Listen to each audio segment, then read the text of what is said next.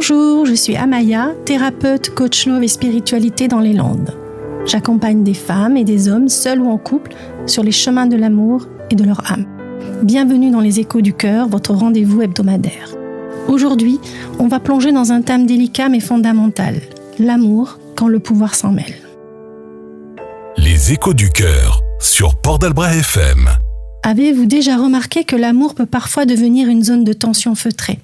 Alors pourquoi avec le temps ce lien qui semblait si doux, si fluide, peut se transformer en un duel silencieux ? Pourquoi celui ou celle qu'on aimait tendrement devient, sans prévenir, un adversaire dans des luttes invisibles ? Alors la lutte de pouvoir dans le couple, c'est pas une invention moderne.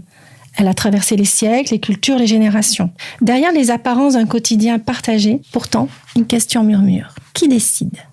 Qui cède ? Qui dirige ? Mais attention, ce n'est pas toujours frontal. Ce n'est pas forcément violent. Elle peut être douce, insidieuse, émotionnelle. Elle se niche dans les silences, les non-dits et les soupirs. Et cette lutte dit souvent beaucoup plus de nos blessures que de notre partenaire. Alors pourquoi l'amour qui devrait être un espace de douceur devient-il parfois un champ de bataille silencieux ? Comment la peur, le besoin de contrôle ou les blessures anciennes viennent-elles parasiter la relation ?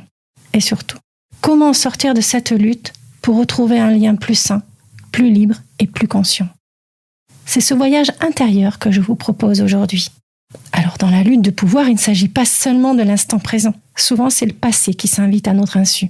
Nos blessures d'enfance qui se rejouent à travers notre partenaire. On ne réagit pas à ce qu'il ou elle a fait, mais à ce qu'elle réveille en nous.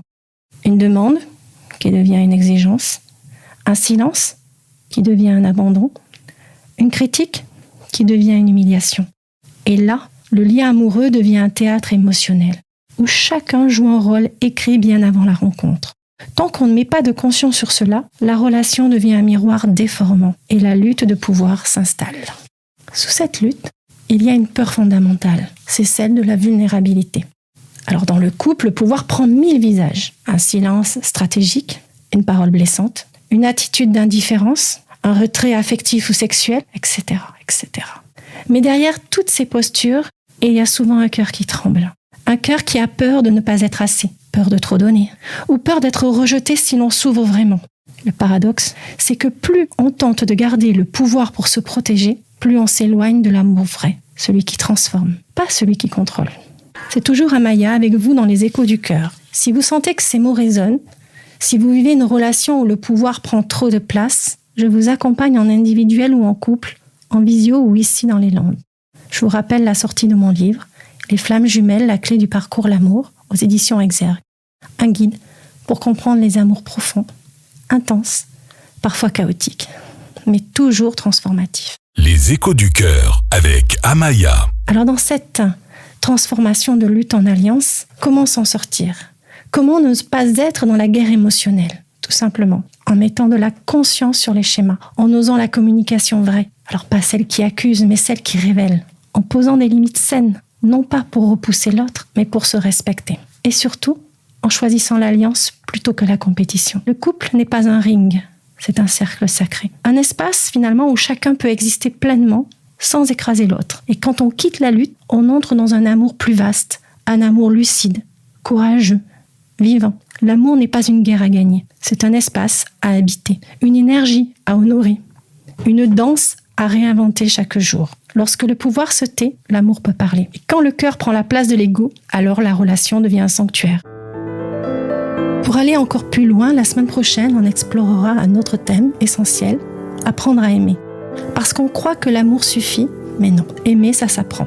Comme on apprend à écouter, à poser ses limites, à se choisir sans exclure l'autre.